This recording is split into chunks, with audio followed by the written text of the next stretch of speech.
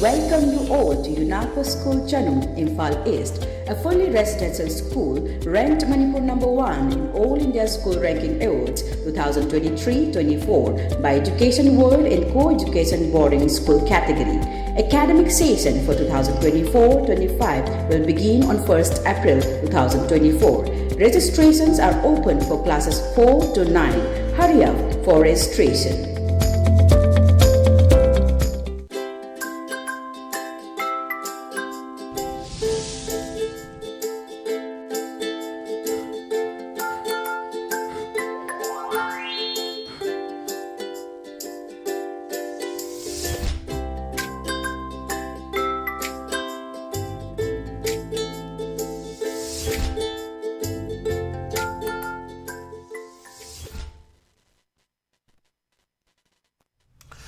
Good afternoon, ELITETV ki Desk of Cartoon ni Mahao Ming Taviri Sungu Ana Taram Mukchari Mru ngasi Imphal Funga Pau Se Singki cartoon singda cartoonist singda kari haining liba kari phongno liba kari wakal khalang liba habadu ai miyam da sadonga thamjage aham da lokhasage Sangai Express ki onthok panida hajda onthok panida haiba cartoon sida yengbiu yam phajaba cartoon ni akoi gi function namada wangang bani maru ina koi nansi Malem ki nipi ki nimit pangthok re tang nipan da matung tarak pada nipi sina kadai phabo tawang ami nipi ki sakti mayam ama khoi nei dana lae ada mana mayam sida wangang bani man kai haige da wangang loisina batam si yamna fatre isa gi nipi section view sareng gi machara ukabi gi machara ngamu gi machara mathong manam khangaroi machana mapa phuba hengalagani na hadisida khoi yamna section wa ma thamak pani na khoi nipi si khoi nai haijabudo malemda lan thoki busu nupi gi wahau gi thoki bani haidana mayam ji hainere duna nupi gi sakti nupi gi thauna nupi gi khang kan ba sidi khoina haibada haiman ma thok loi adubu karu maganda step makak soi gi bedagi aduna ai kha ta na mangba munung mangba magi bari sambal mari mata loina mangba lebak mayam mangda khoi ikai firu khumba masi dum thok to nate aduna so ai dini kitang section view haiba da makada phamma leiriba amasina dice te phambani mane nupi na bu ngau ge na ngau rabada upai leiroi mapam na chatkani thokraga restaurant dagi phaba yaw khrena hajik sida nupi sing chebu yamna phatte kharagum ba yawba koi cheng chakring amana cheng chekko mamang thoi nupa su mangai nupa da su yam phaba lei nupi da su yam phaba lei aduga hekta nupi khudimak se phatte habna ta nupa khudimak chekta phatte ba nupa mani nisa charaga na ta okta ba thabak toraga loina ma hekta chendhabadi yadaba nupi da sungaine nupi khana sumba phatta ba thabak toraga nupi khudimak bu hekta lana yengba miyeng di yadaba aduni adubu tabu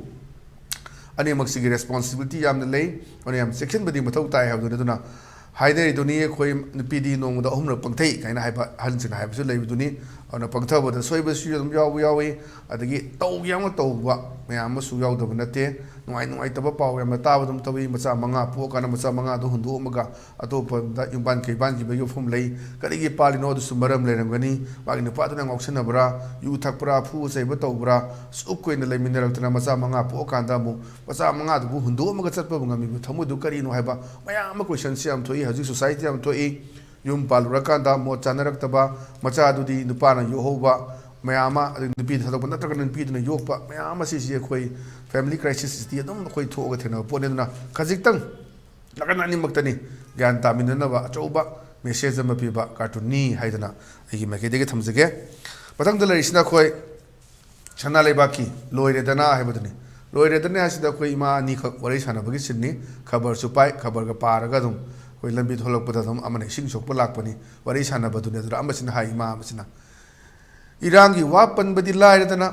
Manipur lakpa phawba kira malena je hainare budni koi kanano lakpa kiri sena haina ba leiduni ngasi bokta prime minister na ofum amta haiba leite hai wa fom kari gino asam da laktana di matam kai toktana kaziranga national park ka chatana yengdana khotana tawba Manipur gi asuk luraba mi lising ompu humdra koi lanjen na leiraba mi chani gi mathakta siraba yum lising yakai lising akai me agi me ta koi yum mai thakraba maya oma lei pochi da ji fawda tumine lei hana pena da praja sing na ji lario mayam sini ana khoi election su nakselak pa election di tawda ba yaroi Manipur gi form se kamai tawda ge Manipur gi tongan ba khoi scheme mam sem gre lei river relief camp da lei ba internally displaced person sing si adum atai chatte bida relief camp da dum bob tha da ba yadar ba gi arrange ama especially koi Manipur khaki na CM ki ba Election Commission of India na phongdok ki ba leire adi Election Commission of India gi achobo official amasu vote hayek da ngara kan sida resign to ki bi wafam su leire ona size ne da amas de khumai ima amasina ki ba orom loida ikai ba orom gani na yengsi ki dira ikai dira habdo an bala ko matam da di khoi langjing achobo gi da ngang ba khoi awang nopok yaudana Bharat chokot pe yaroi Manipur gi atum mayam sing tha abuna tana khoi Imphal jiri lambisi aeroplane tahani kaina hairam gi ba mayam leibani aduna khangani handak sida kanana kari toba praja sin kari kanba khoi haina bodo handak gi board oiro ani assembly gi board oiro mi amdal pa yakhe lising yakhe loni hayu kaina haibu phom ma aina hekto in panjab duni ana sai sidani hoji phawda tha tara hengre tangomda khoi tha tara complete phagre ri tarama thoni tha tara ga mini pani yorobani Sibauta koi mai hydribani election gi full preparation ni tongdari ba koi urium tamba kari toba mayam su pakhan re bani yang si prajana kari lepak page habdu aduna swais dani kaino ma lakti je ki ra malina ki bo ram moida ikai bo ram ni na haibu phum thongdok pudni ma singna ori sana bagi sin du sai gi cartoon sina capture torok pani pathang dalai sina koi pongna pham gi balo he habdu ni balo he sida koi halani am sauna bari sana re खबर से पारगा हल मसिना worry सुम ताबने कोई खबर पारगा तानबदुम याविदना को अदा हाइले मपानदगी चंगलखिबा immigrant सिंग सरकार ना हलनख्रे अना पाव से पारगा हाइरकपने अदेदा अमसिना खुमे खम करी चंगलखिबना कया अदुगा हलनखिबना कया चप चाबा खंगलब्रा ना अदुने कया चंगलखि क्याम हलनग्रेना कोई ngasi पाव से यावदुनी मियोई हुंफु गुठानि पांदी वे हलनगिबा सुग्रे कोजि फावदा चंगलखिबदु Keanu lan hek hodge mi hongi mamangda koi committee ma semdana chairman si le paw hokkimna oiraga yamna hema tan mi lising ani ahungi matakta leire haidana khangi mo yum sana ba border mana ka sabdu khara lapthu sa sebda nungai te adana nakshan adum howland faida karida daiga da sana bagi plan torak bani adugi matung tarak badani hoji plan tholaktana leire se aduna mi kunthani pan bauti so far hoji bauta lan manung sidagi hokakanda koi kunthani pan di thingre amure de thingi base haidana leire basini aduna Jarak sida ko he duni koi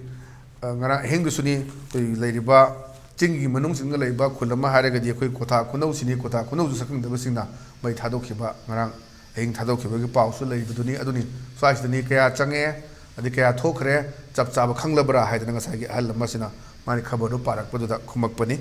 aduni yam phajana tawba border fencing ka ba FMR chadaba abji issue chi suspension operation je sangdoira sangdokchira khoji gyan ta di matam di loigre nan tang kuma 15 February gi on kari firm de leiri ga juk mem chamam na ba confusion state am dani belengan home department nan draga ku ministry na su kem da haidok ba leitri aduna film si kai no haib khang da film de leiri pot ni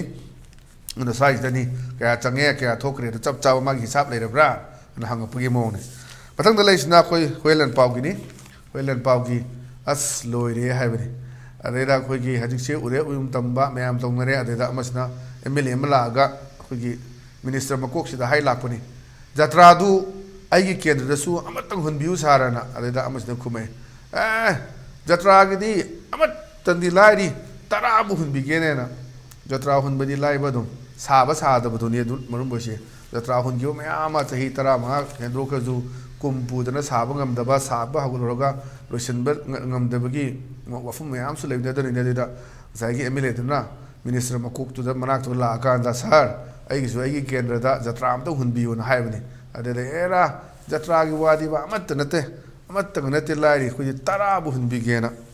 saba sa da du khak da ni adu gi issue du da ni ana phajaba chi su wan to leiba cartoon ni hena tamjage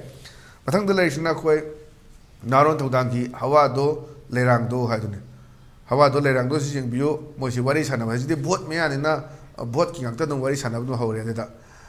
mon haidune bot me yan da lamdrabadi Manipur pum chai ram ni ta na hadu si bot nak selek pigira suna kan hai gi mang da dong me yan open secret ni ching na ai purage tamdana nang purona haina ki gi wafa ma airport ta phongdo ki wafam dom ya ma dom haina ra ga leibu ni awna ching gang mu dong ai kho noi lep kho hoi hobji election ni kan na full singa dawri no me ka pa kinu kaina haiba jala hoji bawdi no me ka pa lepi adu no me ka pa lep ka sungna khoi kotha khunu mai thadok khibuduni ana sumbasi karam film de legege amna hainari buduni hairi ba thodok sina khoi arunachal gumda thokpo eramadi kari togada ge kaino ko UP da thokpo eram ta di kari togada ge hana UP da dia khoi hui ama accident to siba natraga minister loiba hui ama sibda madu da pangpungjau thindana national media headline ka na tawduri bane dana Manipur ke sugyamba mi chani gi matak sigre mi lising humpu humra me na khoi lanjen na leire yum kai me am mai cha khre hauji bawda Manipur gi kaim ta thaiba to bungam leitre adubu election campaign su kana kan khandari adu sai jani pot me yad na lamdrabadi Manipur put chai chawrem ni da hives ni si jam pazaba wan thok leiba cartoon ni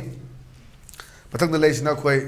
People's Chronicle ki ni People's Chronicle ki Motli Mondays da bari sana bani si an ni kang ni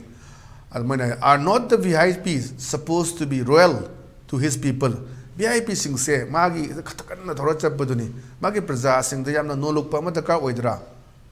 all the time kainu hai ka da rather than haidi adu muhutta showing only as election a process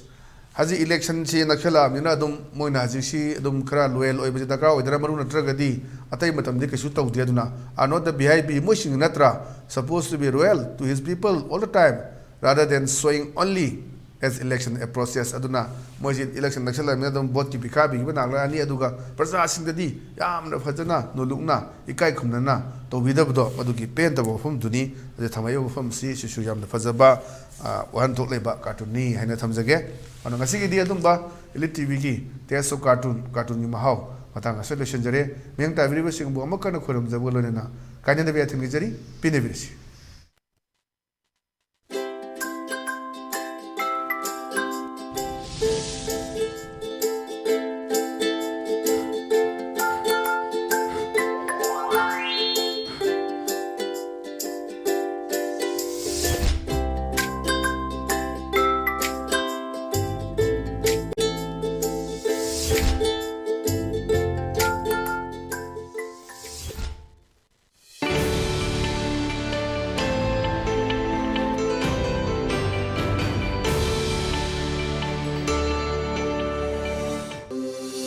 Welcome you all to UNAPO School Chanum, Imphal East, a fully residential school ranked Manipur #1 in All India School Ranking Awards 2023-24 by Education World in Co-Education Boarding School category. Academic session for 2024-25 will begin on 1st April 2024. Registrations are open for classes 4 to 9. Hurry up for registration.